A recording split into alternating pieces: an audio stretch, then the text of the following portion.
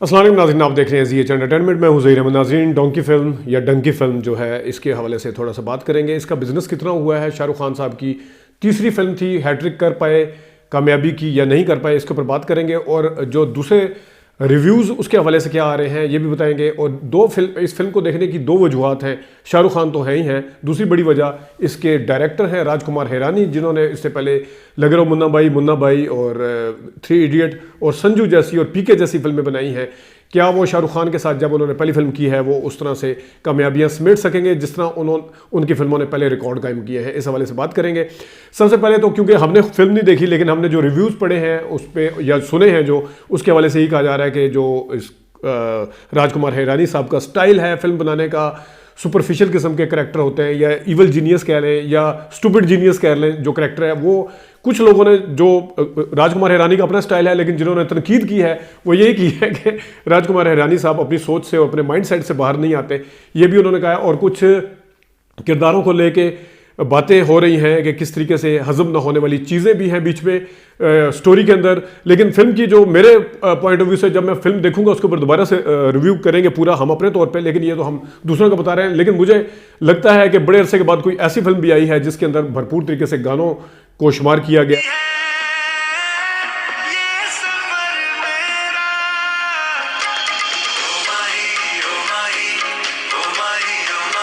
है, क्योंकि गाने अमूमी तौर पे फिल्म के लिए लॉन्ग लाइफ साबित होते हैं। डीडीएलजे को देख लें, कुछ कुछ होता को देख लें, पीके ठीक है अपनी एक मिसाल थी, लेकिन जो ज़्यादातर याद रखी गई है फिल्में उसमें म्यूजिक का बड़ा किरदार होता है।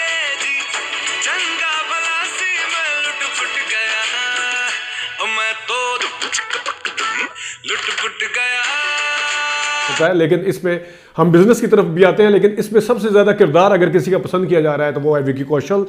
ये 10 मिनट या 15 मिनट की उनकी मेरे ख्याल में अपीयरेंस है, लेकिन उन्होंने अपनी जो असर छोड़ा है वो बहुत ज़बरदस्त छोड़ा है। और सुखी अंग्रेजी झाड़ता रहता था।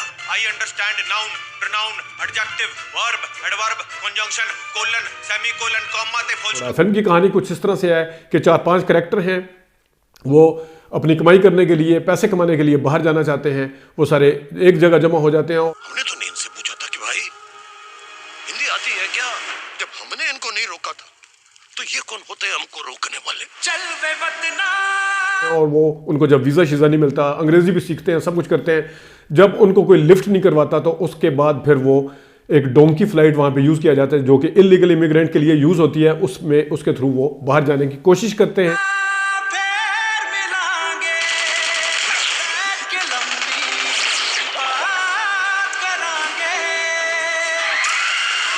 और इस तरह फिर वो डोंकी फ्लाइट की बजाय डंकी जो है उसका फिल्म का नाम भी उसी मुनासबत से इन्होंने शॉर्ट करके उस तरह रखा है। और फिल्म के हवाले से टैप्सी पन्नू की जो अदाकारी है उसको बड़ा ऑथेंटिक कहा जा रहा है और बड़ा जानदार और बड़ी सॉलिड किस्म की उनकी परफॉर्मेंस आई है। नमूना नहीं है ये, नहीं आती अंग्रेजी, हो गई गलती, कुश्ती खूब आती है कोच जी को, वहां गलती नहीं करते। आज तक लाइफ में मेरे लिए कोई लड़ा नहीं है पहले सर जी।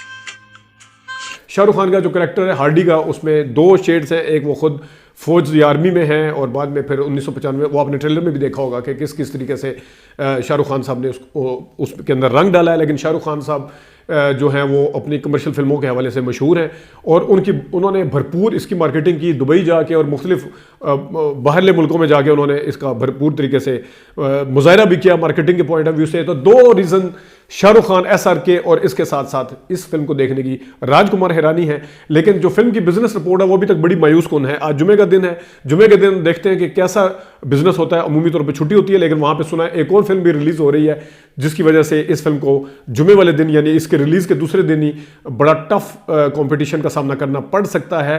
फिल्म की जो कहानी है वो मैंने आपको बता दी। फिल्म के बिजनेस की तरफ आते हैं। फिल्म का बिजनेस जो है, शाहरुख खान को बड़ी उम्मीदें इस हवाले से थी कि वो जवान और पठान की तरह अपना वो करेगी। फिल्म के पहले दिन के बिजनेस पे जाने से पहले मैं आपको ये बताता चलूँ कि जो 57 करोड़ का बिजनेस था, जनवरी को रिलीज़ हुई थी 2023 को, इसी साल जनवरी में रिलीज़ हुई इनकी फिल्म पठान, उसने 57 करोड़ का बिजनेस किया था। 9 सितंबर को गालिबन रिलीज़ हुई थी इसी साल, यानी आज से 3-4 महीने पहले फिल्म जवान, पठान के बाद जवान आई उनकी। जवान फिल्म ने 89 करोड़ का बिजनेस किया था, जो कि उन्होंने काफ़ी सारे रिकॉर्ड तोड़े इस फिल्म ने, और ओवरऑल जो बिजनेस था उसके भी रिकॉर्ड तोड़े। लेकिन जो ये फिल्म है डोंकी या डंकी फिल्म, डोंकी फ्लाइट है, डंकी फिल्म, उसने बिजनेस किया है 30 करोड़ का। 30 करोड़ बिजनेस जो है वो खुद राजकुमार हिरानी की जो सबका फिल्म थी, यानी कि संजू, उसका भी यानी कि 34 करोड़ का बिजनेस था शायद, और टोटल जो उसका एंडिंग हुई थी संजू की, वो हुई थी 342 करोड़ का बिजनेस किया था संजू ने। शाहरुख खान जो कि लकी रहे, और जिन्होंने इस साल 2023 उनके लिए बहुत अच्छा रहा। जीरो फिल्म की थी 4-5 साल पहले, उसके बाद उन्होंने कोई फिल्म नहीं की थी। ऊपर तले उनकी 3 फिल्में फ्लॉप हुई थी, हैरी मेट सेजल भी, जीरो भी, और फैन भी उस वक्त आई थी। तो जीरो फिल्म जो उनकी आखिरी फिल्म थी, उसने पहले दिन बिजनेस 19 करोड़ का किया था, और उसका लाइफ टाइम जो बिजनेस है वो बहुत ही पैथेटिक है। 90 करोड़ का बिजनेस टोटल कर पाई थी जीरो फिल्म। उसके हवाले से, उसके मुकाबले में अगर देखा जाए तो ये फिल्म जो है ये हायर एक्सपेक्टेशन के साथ थी, क्योंकि राजकुमार हिरानी का और इनका वेंचर आपस में, शाहरुख खान साहब का। लेकिन जिस तरह 3 इडियट में या जिस तरह पीके में आमिर खान के साथ जो इनका जोड़ी बनी राजकुमार हिरानी की, और लगे रहा मुन्ना भाई, और मुन्ना भाई में संजय दत्त के साथ जो बनी थी, मेरे ख्याल में वो उस तरह का सिलसिला यहाँ पे बनता हुआ नजर नहीं आ रहा। तो ये है बिजनेस रिपोर्ट वहाँ की जो अभी तक की आई है। अमूमी तौर पर देखा गया है कि जुमे को जब फिल्म रिलीज होती है तो वो ज़्यादा बिजनेस करती हैं, लेकिन सुनने में आया है कि इस साल की कई फिल्में ऐसी हैं जिसने 30 करोड़ से भी कम का बिजनेस किया है। उनमें कुछ फिल्में जो हैं, किसी का भाई किसी की जान, वो 19 करोड़, और इसी तरह काफ़ी 8-10 फिल्में इस साल की हैं। लेकिन ये क्योंकि SRK की फिल्म है, और ये क्योंकि पठान के बाद आई, ये क्योंकि जवान के बाद आई, ये क्योंकि राजकुमार हिरानी की फिल्म है, तो इस वजह से इस फिल्म को उन फिल्मों के साथ कहीं पे भी आप मिक्स नहीं कर सकते। फिल्म के हवाले से कमर्शियल फिल्मों में शाहरुख खान साहब ने अपने आप को साबित किया है कि उनसे आगे कोई नहीं है।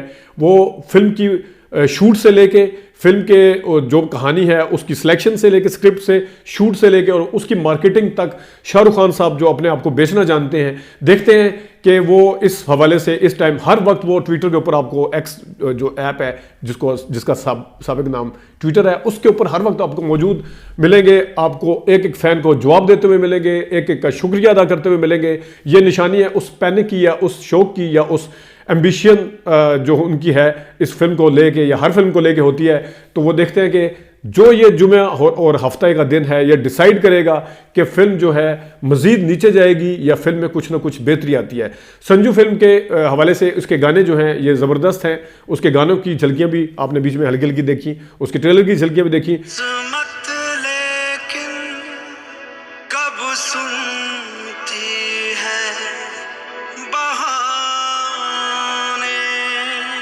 फिल्म का रिव्यू हम जरूर देंगे, लेकिन फिल्म जब अच्छे प्रिंट में आएगी। अनफॉर्चुनेटली हमारे मुल्क के अंदर अभी फिल्में इंडियन बैन है, और जो 2 नंबर तरीके से फिल्में आती हैं उसकी ऑडियो, उसका प्रिंट उस तरह का नहीं है कि वो उसको रिव्यू के लिए, रिव्यू के पॉइंट ऑफ व्यू से उसको रिकमेंड किया जाए। लेकिन बहरहाल हम कोशिश करेंगे इसके ऊपर देने की, और साथ ही हम एक और फिल्म का रिव्यू भी देने की कोशिश करेंगे। अभी तक के लिए इतनी इजाज़त दीजिए, अल्लाह हाफिज़।